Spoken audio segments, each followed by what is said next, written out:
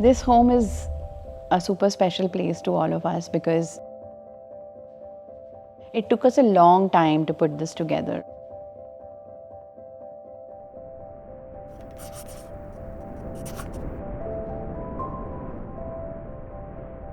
Hi, this is Shimona Bansali of Design Hex, and today I'm here at my family home at Pawna, sharing my most favorite spaces in this house with everybody for the first time. And to watch premium videos and access PDF ebooks with detailed house plans, log on to buildofy.com. Link is in the description. So the story is we started this house much before COVID, and then COVID happened, and unfortunately we lost our Bombay home to a massive fire. And then immediately in 20 days, COVID was announced. So my in-laws moved to this house and we temporarily finished it. So we took about 4 to 5 years to actually evolve it to what it looks like today, and all of this is done to the T. It's an L-shaped plot, 5-acre property. Once the car reaches here, we are dropped off here, and this is the entry. And we are welcomed by this 65 feet long swimming pool.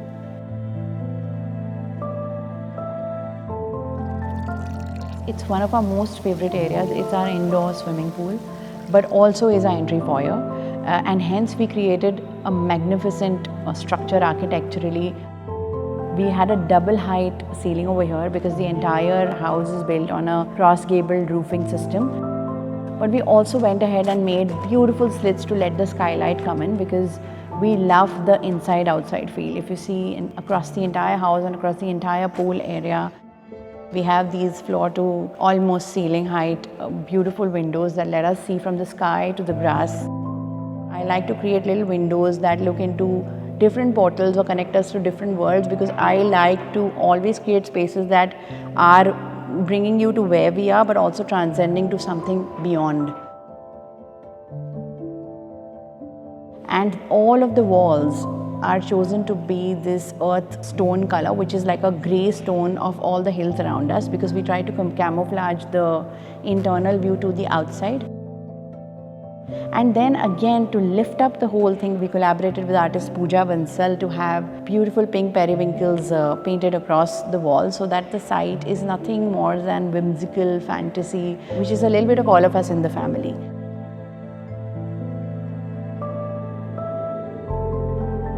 We step up to the living area. The only barricading that happens between the living space and the pool area is actually a little console.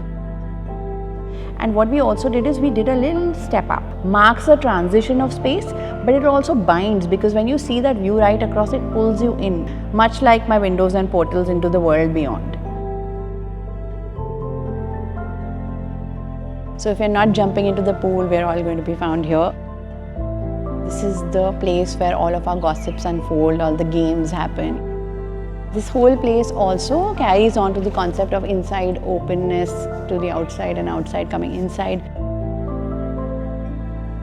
So you can say it's a very porous, open, interactive, sort of very beautifully ventilated, very beautifully lit sort of space, which is why anyone who comes here feels like they've really been connected to nature, and then we go back all rejuvenated. So we don't have the skylight here because we wanted this space to stay cooler. We got ourselves a 10 feet wide fan and a beautiful swing to enjoy the view. And this space, if you see, is marked with this large screen. We wanted to get here a TV, but when we realized how we're using the space, we decided against it and we got a painting instead, because we want it to be a more one-on-one sort of interactive space rather than again we getting glued onto screens. This house is such a canvas to all of our artistic interventions. As you walk through the house, you'll also see these little frames that me and my daughters keep painting over Sundays together and framing them and putting on the wall. So the house was supposed to grow with us, and it's supposed to take more artistic forms with us. It's like how the forest outside grows. We want this house also to grow with art like a forest. We were careful to mark out every single little tree in the plot, and we retained as much original greenery as possible. We have a lovely garden right in front of our bungalow out here. Because we had to do it in phases, we knew the entire landscaping wouldn't happen immediately in the first phase. We found ourselves a very fertile ground where we grow everything from tomatoes to chilies to brinjals to capsicums to broccolis, everything. To see these huge monstrous monsteras and these giant spider lilies, and just look at it, looks like I'm in a dinosaur garden, I like to call it.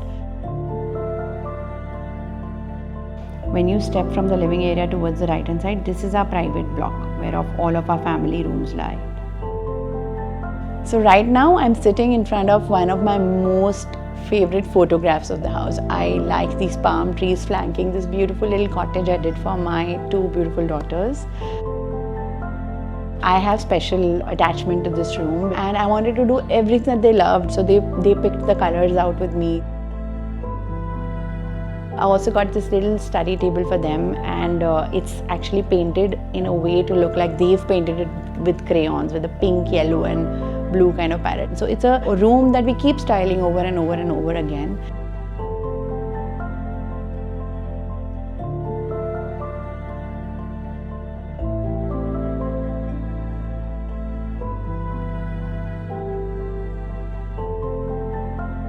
Welcome to our parents' room in this house. This is the peak Rajasthani themed space in the entire house. This room was completely based on our mom's brief.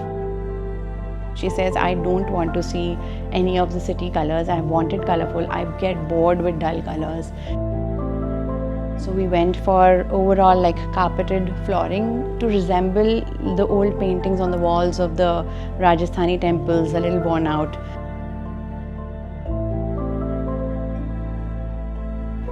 Though I'm the designer and the architect of this space, I still feel like this house is a collective artistic endeavor of my entire family. Everybody bringing in their forms of art, their perspective to the space. I love the way how it takes an organic growth, and this is how I think homes should build over the years with everybody's input.